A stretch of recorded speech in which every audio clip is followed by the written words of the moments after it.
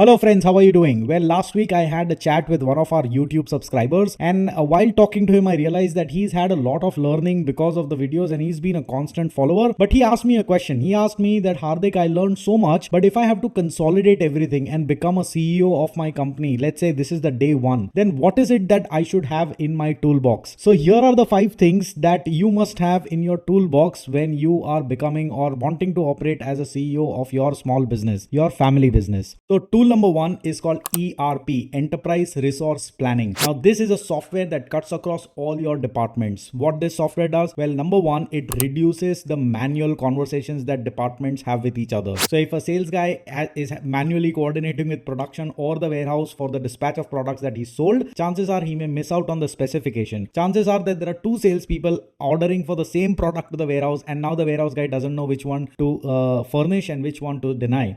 Chances are the purchase guy cannot have an estimation of how much to purchase at what time because he does not have visibility of the sales trends or the dispatch trends. All of this gets answered because an ERP is present. So you must have an ERP. ERP also ensures that the information flow is very, very smooth. So you don't have to wait for somebody to send a report at the end of the day. ERP makes all of this real time. ERP also saves time in doing the work. To give you a small example, if you punch in the number of the same customer or the name of the same customer, it will automatically fetch the other details like the delivery address, the invoice address, the GST number, and you don't have to punch all of that again. There are several such things that are possible in ERP, thereby saving your time to complete one activity in each department. So if you are somebody who wants to become a very efficient, then ERP is the way to go. Now, if you ask me what is my recommendation on ERP, I would strongly suggest go for Zoho. Zoho ERPs are better than any other ERP that I have come across. And for me, they are similar to SAP. SAP is an ERP that large corporates use. It's very brilliant, but it's very expensive for a small business to go with. But Zoho, my friend, you can go with at a very minimal cost and it works like a charm. You can also have Zoho Books, which can take care of your accounts. And don't worry, if you're thinking that my accountant or my CA uses Tally, you always can download everything from Zoho Books and give it to your accountant who's using Tally, and he can do the balance sheet and stuff like that. If you do not have an ERP in your business right now, it's not a thing to think of or analyze. Just go ahead and sign up for an ERP. The second tool that you must have is called weekly reviews. Weekly reviews are meetings that are held weekly, obviously, and wherein you call all the department heads in the meeting, and then every department head goes about presenting how his performance was in the previous week, what are the kind of challenges that he had, and therefore what are the kind of solutions that he's thought of for the next week to be better than the last week. Now, this kind of meeting helps you evaluate the progress. It also helps you identify the common challenges that everybody is facing and make adjustments to overcome those challenges in the coming week. Another advantage of this is when all department heads sit together, they kind of understand what the other department faces and therefore are in appreciation and can work in relation to the challenges that they are now aware of. So weekly review meetings make sure that all your departments are working in harmony. They are working together. They understand each other's challenges and they adjust for each other so that the deliverable to the end customer is absolutely smooth. Now, your weekly reviews can even be more stronger if you have the tool number 3, and that is called performance management. Now, for me, performance management is typically 5 things. Number 1 is scorecard. Scorecard typically means it's a scorecard. It's a report card of every individual and therefore the department. Department scorecard is a collective scorecard of what each individual in that department has performed like on a predetermined performance parameter, also very commonly known as KPI. This scorecard helps you understand how each individual is performing and therefore how the department is performing. If you put together all departments, then you can numerically understand how your organization is performing. Now, these scorecards can also be used for the second point, which is called appraisals. A lot of times, small and medium-sized enterprises do not have a system or a mechanism to appraise people. So normally what happens is people kind of have an expectations at the end of the year. They come up to the owner with that expectation and then the owner kind of decides very randomly and negotiates what the appraisal could be. In most cases, you end up spending a lot of time in these appraisal exercises and it only ends in disappointment. Now, when this disappointment happens, people leave. With a scorecard system in place and a time of the scorecard in the appraisal system, so typically it would look like if you've met 3 out of 4 scorecards, assuming your scorecards are quarterly, then your appraisal will be X percentage. If you make an appraisal system like this, then everybody knows whether he's going to be appraised or no, and if yes, then what percentage. So you can predict your attrition very much in advance and your people would know, and there is no conversation or negotiation that is required. Having said this, of course, there are conversations that will still happen, but those are going to be very far and few. The third thing that is a part of the performance management system is a performance improvement plan, which is in case if somebody does not meet the scorecard, you don't have to be happy because, oh, you know what, I'm not supposed to be appraised. Somebody not meeting a performance scorecard only tells you that your company is not going to perform to that level, which means if somebody is not meeting the performance scorecard, the immediate thing that one must do is create an improvement plan which is written down that these are the 5 things that we are going to do to help you improve. It also has a start date and the end date and who's going to support and review that improvement progress. Now, this kind of mechanism holds the manager of each department accountable to see if he's doing his job, which is managing his people to derive performance that was his job, right? So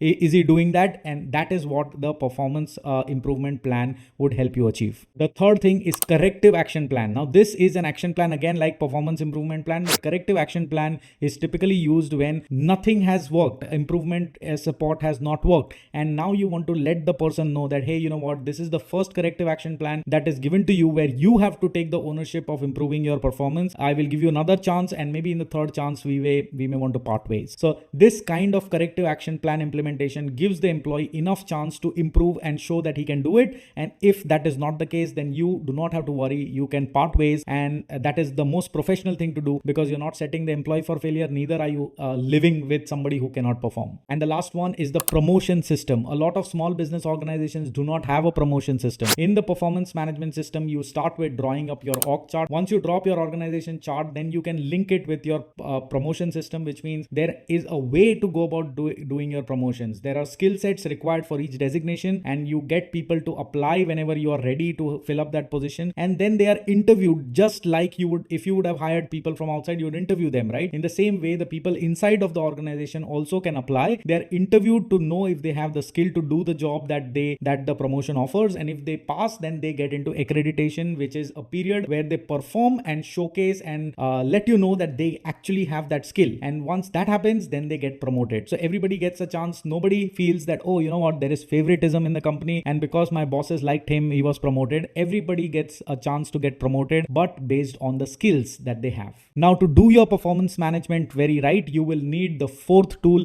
which is called MIS. MIS is called Management Information System, which is a mechanism to derive reports. And when it comes to MIS, I kind of say it is intelligent information that comes to the management so that they can take decisions. For me, I would recommend that all MSMEs must have reports around these parameters. Number one, time. How much time does it take to do each task in each department? You must have this, because without this time element, you will never be able to know the workload that each department is having, and therefore the number of people that you must have in each department. Number two that you must have is cost. What is the cost of doing that kind of work? Now, if you have somebody who's taking 8 hours to do one task and you have 5 tasks, then you know that you need 5 people to do that task. And if each one of them is 20,000 salary, then you know 20,000 into 5 people, that's the cost of doing that task. So cost is very important, and cost in fact can be a parameter for your department heads to manage. I'll give you an example. In one of the companies where the people were selling a lot, but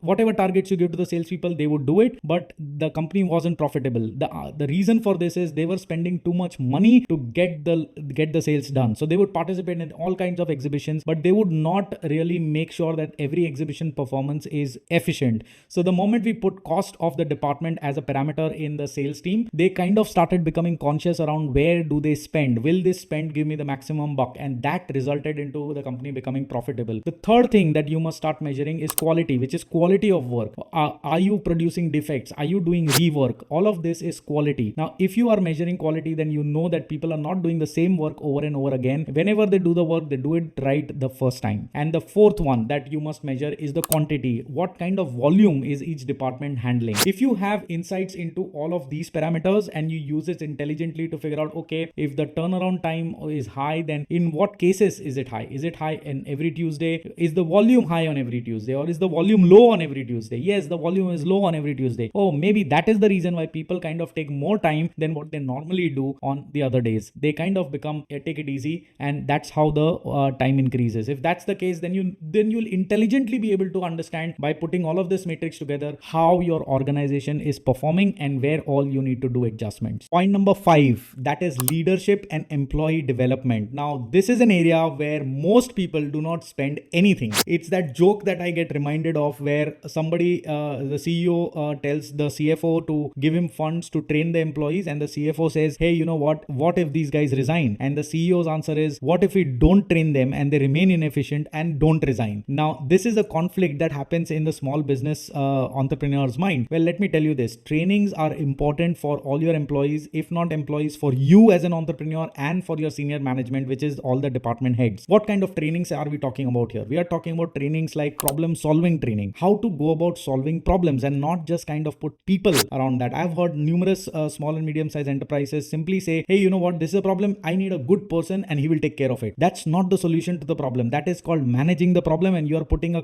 permanent cost to managing that problem. You got to solve it so that the instance does not happen again, and not put salary every month behind it. So problem solving techniques, that's what your leadership need to understand. They need to understand how to develop processes and how to re-engineer processes that are already there in your organization. They need to understand people skills. People skills would involve how to coach their department employees, how to go about taking meetings with them in an efficient manner, how to go about handling appraisal conversations, how to go about recruiting or interviewing the right person so that you only have people who are performers and not people who are just filled in and is a number on your wage bill but actually is not performing. So all of these skills are softer elements of leadership and they need to be learned. If you do not give these trainings to your people, then chances are you will have a crowd that is not learning but is simply managing everyday firefights. So please invest in learning and development so that you have leaders who are ready to take the role and have you run the company as fast as possible. So with these 5 tools in your arsenal, nobody on planet Earth can stop the growth of your company. Obviously, your business model needs to be absolutely correct. You can't sell ice to an Eskimo with all of these 5 tools put in together. So if you like this video, please put a big fat thumbs up. If you've not subscribed to this channel, do subscribe to this channel. Do let us know in comments what you think about this video and if there is anything else that you want us to cover. Until we meet next time, all you fine people, keep growing, keep implementing all of these 5 tools and keep propelling.